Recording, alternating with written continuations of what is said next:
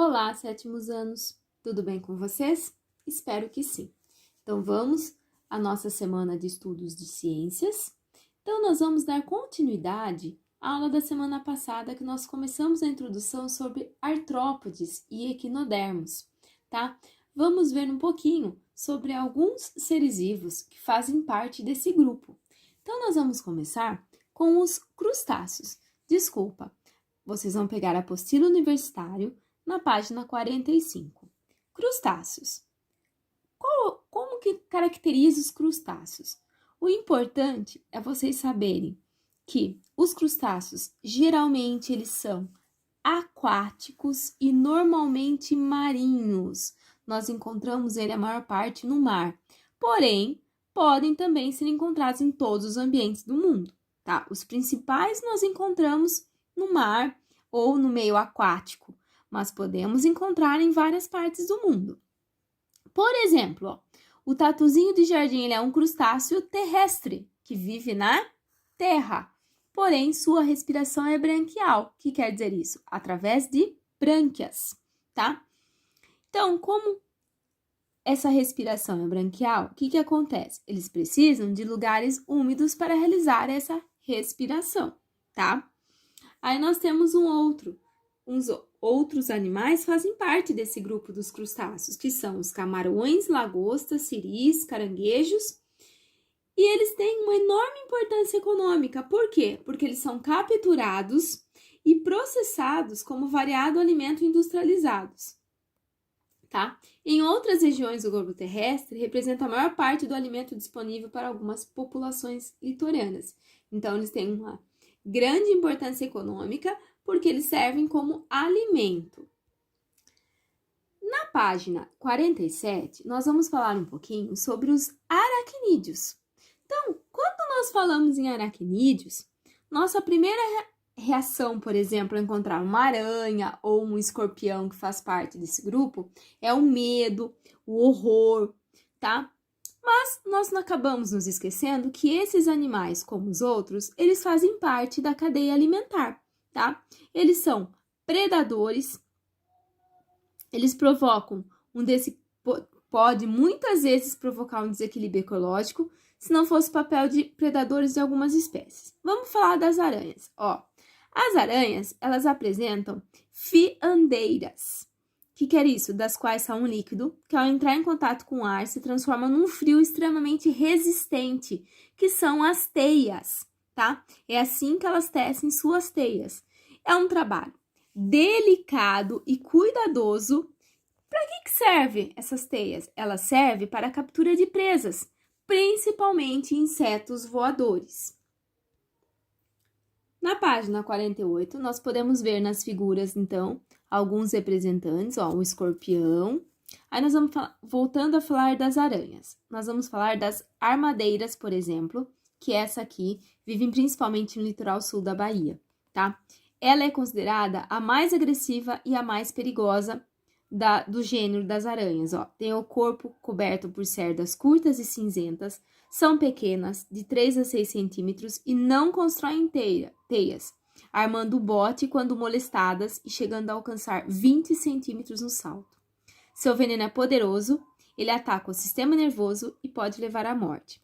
Depois nós temos as aranhas marrons, que são pequenas. O veneno também ataca o sistema nervoso e destrói os glóbulos vermelhos. Então, tá? Ó, ao contrário das armadeiras, elas vivem em cantos escuros, dentro de casas e fazem teias. As armadeiras não. As marrons, sim. Nós temos a caranguejeira. Elas são gigantes, peludas, podem ser pardas e pretas. Contam com várias espécies em todo o Brasil. De habitat variado, inclusive arborícolas, andam até em superfícies lisas, como vidro, graças a estruturas semelhantes a ventosas em suas patas. Então, ela é bem comum. Nós temos também as viúvas negras, tá? Elas são encontradas em algumas regiões brasileiras. Elas são pequenas, totalmente negras, por isso o nome, e lisas, com manchas vermelhas no abdômen. Seu veneno é neurotóxico muito ativo. Constroem teias irregulares sob plantas nas praias ou em qualquer lugar escuro nos campos. Seu veneno, ele ataca o sistema nervoso, tá? Então, essas são as aranhas. Os escorpiões, Eles preferem lugares secos, permanecendo escondidos durante o dia, geralmente saem à noite para procurar alimento, como insetos e aranhas. Então, os escorpiões, durante o dia, eles ficam escondidos. Então, geralmente, eles saem à noite à procura de alimento. Seus alimentos preferidos são insetos e aranhas. Há muito ouvimos falar que o escorpião dentro de um círculo de fogo se suicida, tá? Então, ó, o mesmo pesquisador verificou que esses animais, inclusive, eles são imunes ao próprio veneno. E, segundo ele, o escorpião não se mata. Então, isso é um fake, tá? Aqui nós temos 2 exemplos, que é o Titus cerulatus e o Titus baiensis, tá? Esse é um escorpião amarelo, é o mais perigoso. Ele é encontrado quase em todo o Brasil, com exceção de alguns estados do norte, tá? Ele é considerado o mais venenoso, responsável por muitas mortes antes da existência do soro, pode se esconder em bom tempo dentro de residências. E esse escorpião preto, considerado o segundo mais perigoso, é encontrado nas regiões sul, sudeste e centro-oeste, tá? Nesse grupo também, nós encontramos os carrapatos, os ácaros. Eles são terrestres ou aquáticos, tá? Vocês já ouviram falar. Eles têm hábitos hematófagos. O que quer dizer isso? Eles se alimentam de sangue, tá? Na página 50, vocês podem ver algumas espécies. Ó, o Sarcopedes scabiei, que causa uma doença vulgarmente denominada sarno-escabiose. Temos alguns ácaros que vivem na poeira doméstica.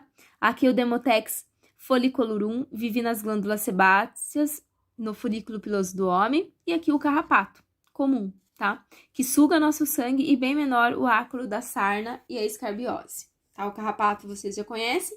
Ele tem um hábito extremamente hematófago, ele se alimenta de sangue.